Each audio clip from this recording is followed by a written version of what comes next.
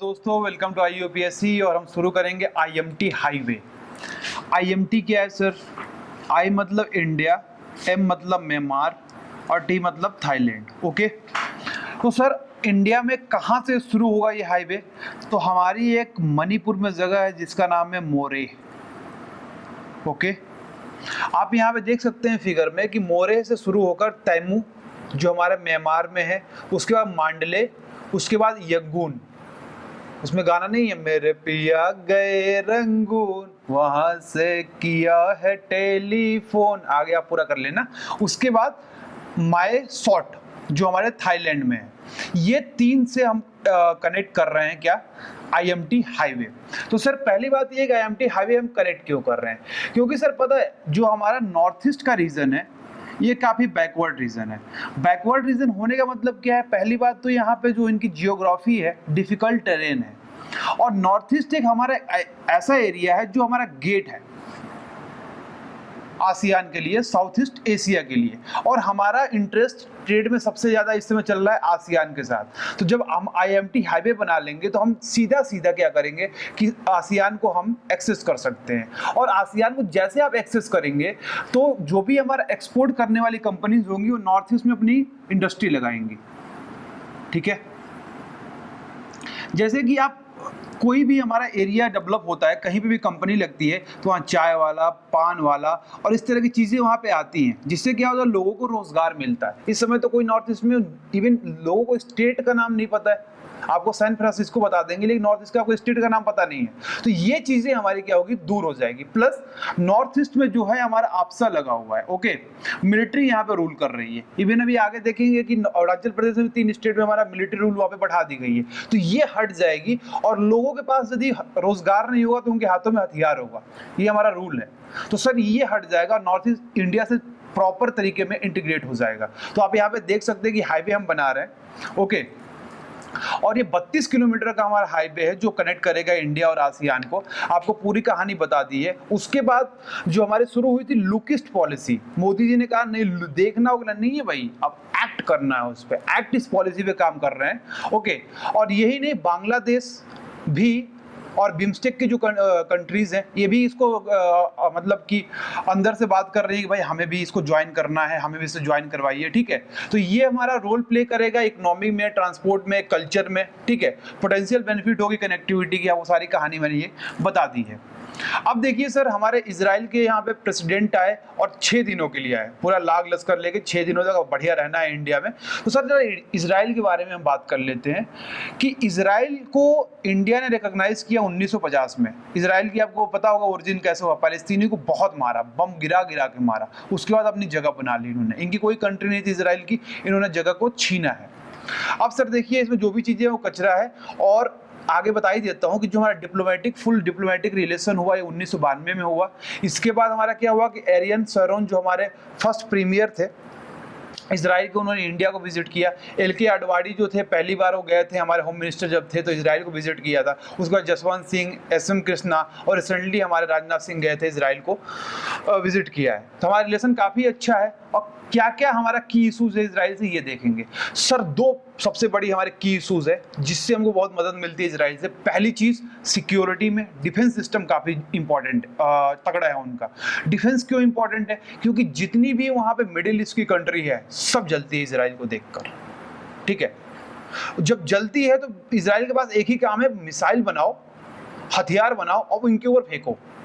इसीलिए इजराइल ने ना NPT साइन किया है, इसने कोई भी कन्वेंशन साइन नहीं किया जिससे कि इसकी मिसाइल की ग्रोथ रुक जाए।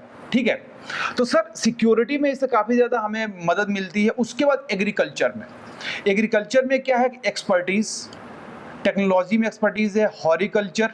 ओके, उसके बाद cultivation, orchard and canopy management, nursery management, और जो ड्रिप इरिगेशन का कॉन्सेप्ट है ना, ये इजराइल से ही इंडिया ने लिया हुआ है, जो काफ़ी इंपॉर्टेंट हो सकता है हमारे लिए, क्योंकि पानी की स्केरिसिटी बहुत ज़्यादा बढ़ रही है हमारे वर्ल्ड में। तो ड्रिप इरिगेशन से बहुत सारा पानी हम बचा सकते हैं और एग्रीकल्चर की प्रोडक्टिविटी हम इंक्रीज कर सकते हैं। अब देखिए जरा यहाँ पे देख लेते हैं, बस 2 लाइन की बात है कि मेजर एक्सपोर्ट क्या होता है हमारे इजराइल का। तो देखिए हम क्या करते हैं, एक्सपोर्ट क्या करते हैं सर, प्रीसियस स्टोन और मेटल करते हैं, केमिकल प्रोडक्ट्स करते हैं, टेक्सटाइल, प्लांट एंड वेजिटेशन करते हैं। इंपोर्ट क्या करते हैं, वहाँ से केमिकल मिलने पोटास लेके आते हैं, बेस मेटल लेके आते हैं, मशीनरी और ट्रांसपोर्ट इक्विपमेंट लेके आते हैं। अब देखिए सर BBIN का खेल खेलते हैं। BBIN में क्या है कि बांग्लादेश, भूटान, इंडिया और इंडिया का क्या है, मोटर व्हीकल हमारा एग्रीमेंट है। लेकिन सर बांग्लादेश ने तो रेटिफाई कर दिया है, इंडिया ने भी रेटिफाई कर दिया है, और हमारा भूटान, इंडिया ने, बांग्लादेश ने, ओके, इंडिया ने और नेपाल ने इसको रेटिफाई कर दिया। लेकिन भूटान के जैसे ही पार्लियामेंट में पेश हुआ, ठीक है सर, उसके अपर हाउस में पेश हुआ, तो इस बिल को BBIN को उन्होंने रिजेक्ट कर दिया। अब रिजेक्ट कर दिया तो भाई कोई रीजन होगा, तो उन्होंने कहा कि जो भी हमारा इकोनॉमिक इंटरेस्ट है वो इंडिया से ही फुलफिल हो जा रहा है, जो भी हमारा मेजर ट्रेड होता है वो इंडिया से ही हो जाता है, तो हमें क्या जरूरत है सब पूरे हाईवे को पास करने के लिए, ठीक है। तो ये हमारी बात है।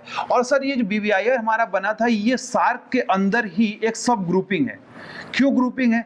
क्योंकि हमारा क्या हुआ था कि सार्क की जब मीटिंग हुई एक बार, तो उसमें यह था कि हमारा साउथ एशिया को कनेक्ट किया जाए। साउथ एशिया को कनेक्ट करने के इंफ्रास्ट्रक्चर को बढ़ाना पड़ेगा, तो जो भी हमारा डेवलपमेंट के काम होते थे वो पाकिस्तान रोक देता था। तो इसी के लिए हमारा सब रीजनल ग्रुप्स बने हैं, BBIN हो गया, उसके बाद इसको सपोर्ट करने के लिए हमारा बिम्स्टेक हो गया, ओके, और 5 कंट्री का और ग्रुप बना हुआ है, ठीक है। तो ये सारी चीजें जो हमारे पास हैं, ये हमारा क्या करेंगे कि हमारे सार्क को, मतलब सार्क माइनस पाकिस्तान, ठीक है, minus Pakistan plus BBIN plus BIMSTEC, ये क्या करेंगे कि हमारा साउथ एशिया में बहुत बड़ा रोल प्ले करेंगे सर, ओके।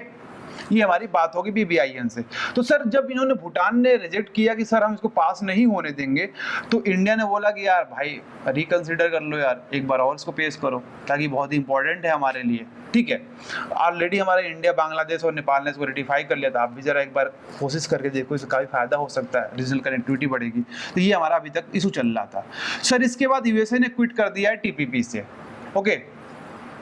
जो हमारा ट्रांस पैसिफिक पार्टनरशिप था उससे क्विट कर, US प्रेसिडेंट ने बोला कि हम इसमें नहीं रहेंगे, हम छोड़ के जा रहे हैं। तो क्या इम्पैक्ट होगा इस डिसीजन का? इसमें क्या था कि US को काफ़ी फायदा होता है डॉलर के रूप में, और यही नहीं, जो वियतनाम हमारी डेवलपिंग कंट्री, इसको भी काफ़ी ज़्यादा प्रॉफिट होता है, और इसमें लेबर राइट्स को भी स्ट्रेंथन होती, उसके बाद इन्वायरमेंट को भी सेफ गार्ड होता।